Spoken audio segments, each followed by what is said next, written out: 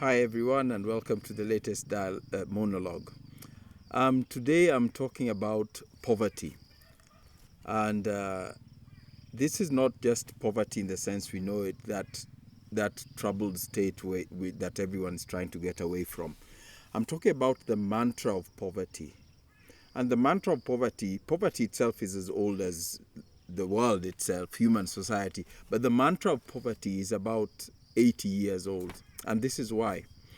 If we look at history, go back to World War II, where we had this massive military confrontation between major world powers at the time.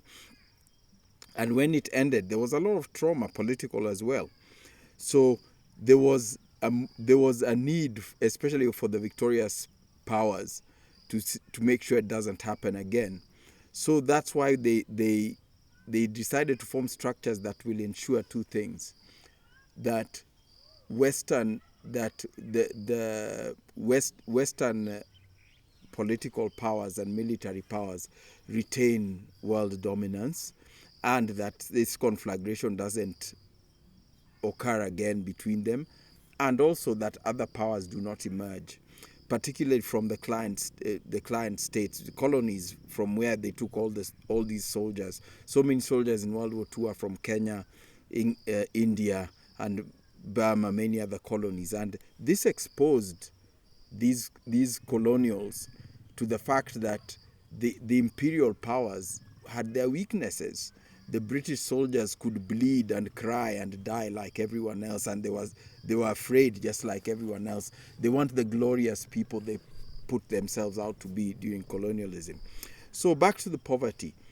How are they going to ensure that they retain their powerful hegemony and economic dominance? They formed an organization called the UN, and within the UN they created a Security Council that would dominate the other nations. Secondly, they formed the Bretton Woods institutions, particularly the World Bank and the IMF. These were to ensure that those countries in the global south, the former colonies or client states, do not gain economic and military power to a level that they can compete with the victorious powers. So since then, poverty has been a mantra used to justify imperialism. Because a country is poor, you have political interference, you have military interference, you have economic interference as well, and this has been used all over Africa and around the world. Even for an example, in the Western Hemisphere, we have Haiti. We always told how poor Haiti is as a justification for all the interference that they suffer from the imperial powers and their acolytes like Kenya. So when a friend of mine a short while ago, a Tanzanian friend of mine called Yannick Ndonyo, asked a rhetorical question online: is Tanzania really a poor country? And we started having this discussion, and what we came to realize is that no, Tanzania isn't a poor country. Even the other countries in the global south are not necessarily poor, but they've accepted the mantra of poverty. And the mantra of poverty, I think the best example of this acceptance is Kenya. Kenya calls itself a poor country because we studiously avoid and suppress anything that could get us out of that state that we've been told we are poor. We suppress innovation, we suppress ideas, we suppress industrialization, we suppress business, we suppress agriculture. The agriculture that serves us is suppressed. And I can give an example. Look at the agricultural scenario. Tea and coffee all have heavy use of fertilizers, but the only fake fertilizer that we've had in Kenya is that used to grow maize, which is for us to eat. We have a dairy bill that seeks to suppress trade in milk products at local level. And there are many other examples. So we've accepted this mantra of poverty, and we also use it. Our state also uses it against our people. And let's go through various sectors. Look at the education sector. We do not teach innovation. We do not teach innovation or philosophy that could make us compete intellectually on the international scene. Those philosophers who emerge from Kenya emerge in spite of our education system, not because of it. We teach competence that teaches us how to serve other people, right? And this is what we think is the way forward. And again, if you come to conservation, the conservation is not to keep our natural heritage so that we can enjoy it and revel in it as our God-given right. It is done for tourists. It is done for tourists because we are poor. That's why we suppress pastoralism, which is a highly efficient production and profitable production system, so that we transfer those lands to use in tourism pursuits. And this mantra of poverty goes right through the sector. If you look at the ills of tourism, if you look at like child sex abuse at the coast, the use of drugs, etc., we do not take action on those things because we are poor and we want the foreign exchange from these people. That's why we have a police unit called Tourist Police Unit.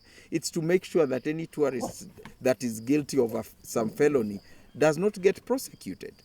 That's the simple purpose of it. There isn't any security requirement that tourists have, which the rest of us don't have. Now, if we come back to our environment, instead of conserving our environment and taking care of it and letting our people use it in a sustainable manner, we are doing carbon sequestration and handing it over to carbon traders because we are poor. This is the mantra of poverty. If we were interested in development, we wouldn't give anything to carbon traders. They can pollute and clean up their mess back in their country, not pollute and sequester it in our country. But the mantra of poverty serves us so well that we have gotten this carbon trading even into our government conservation policies. Now, this shows the basis of a lot of problems that we have in Kenya. My friend Wandia Njoya constantly cries about scholars and even students of advanced degrees refusing to think, and she's mistaken in thinking that sometimes that they're incapable. But no, they're defending the mantra of poverty. The mantra of poverty is actually very comfortable. Thinking is work, innovation is work, philosophy is work.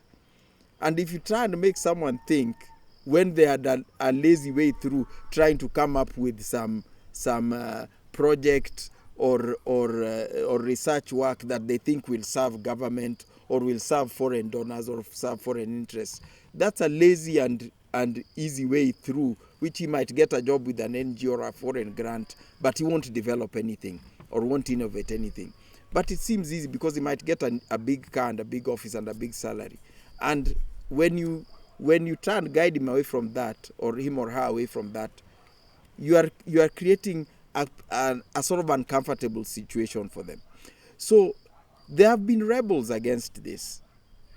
And the current coups and overthrowing of governments in West Africa recently, this was rebellion against the mantra of poverty. Sankara rebelled against this. Frantz Fanon, Dambisa Moyo, Walter Rodney, and many other scholars we can name that rebelled against the mantra of poverty. But in Kenya, we have held on to it so tightly. The state and the citizens and even our scholars. Academia is the worst. If new ideas or innovations come out of Kenya, I can guarantee you they won't be come out of Kenyan academia. If you look at the mantra of poverty, we even picked some funny hedge fund trader called I think Patrick Vercoyen, and made him the Chancellor of University of Nairobi because he smells of money. He has an aroma of money. He has nothing to offer us in terms of ideas, and since his appointment, I've not heard anything. And I hope I'll be proved wrong in time. But I don't think that guy has anything to offer us. I'm very skeptical about him, everything I've read about him. But we think it's important to have a white face there that smells of money. We imagine some of money will come in somewhere. We have the same problem at KWS. We always have this reserved for some rich white foreigner. It was Jochen Zeit before on the board. Now it's Edward Norton, the Hollywood actor. This is meant to be, the KWC is meant to hold our natural heritage in trust for the Kenyan people. How does a non-Kenyan even find his way onto that board? How is a non-Kenyan holding Kenya's natural heritage in trust for Kenya's people? Is that because Kenyans can't do it themselves? No, of course not. But it's because we have the mantra of poverty. Those foreigners are invariably rich and they smell of money, and we think they'll bring money. They never do, actually. So this is what troubles us. And I'm reluctant to compare our country to others, but there are many countries around that have started seeing themselves through their own eyes. But Kenya sees itself through the West, the white gaze, or the West's view.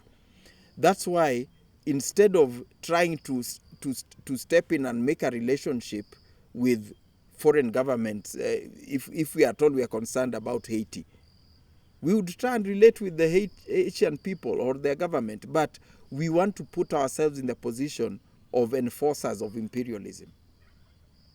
Because we seek competence. We don't seek leadership. We seek competence. We seek to be seen as the good boy, not to be listened to as someone who has some idea to offer.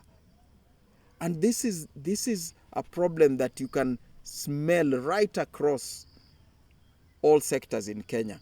Even our economic sector.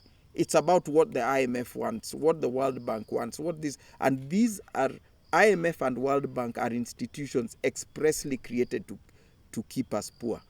Yet there's always Kenyans actually on the senior staff of those organizations, and that's because we are so competent at being the good boy, and we often even recruit our senior economics staff from our citizens who've worked for those organizations. It's because we've become so good at the mantra of poverty. You couldn't get better people to bolster the Western agenda than Kenyans, because we are so imperialist. We are so imperialist that other countries even around us who try and escape from imperialism, we view them with some misplaced disdain.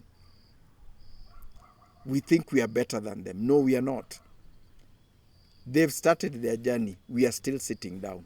We haven't even gotten up from the seat because of this mantra of poverty. Why, for example, don't we have any arrests at the coast of parents of kids found involved in the child sex trade? It's because we create the excuse that they're doing it because they are poor. We should not prosecute them for being poor. How many poor people are there around the world who don't sell their children into sexual slavery? But in Kenya, it's accepted. Almost anything in this country is accepted if it's done for money, if you can point to poverty as the cause. Gender-based violence, we say it's poverty that causes this, that, the other. Even the West has carried some mantra that's saying climate change is actually causing domestic violence. They've even created some mantra there that climate change is actually affecting women and girls differently from men,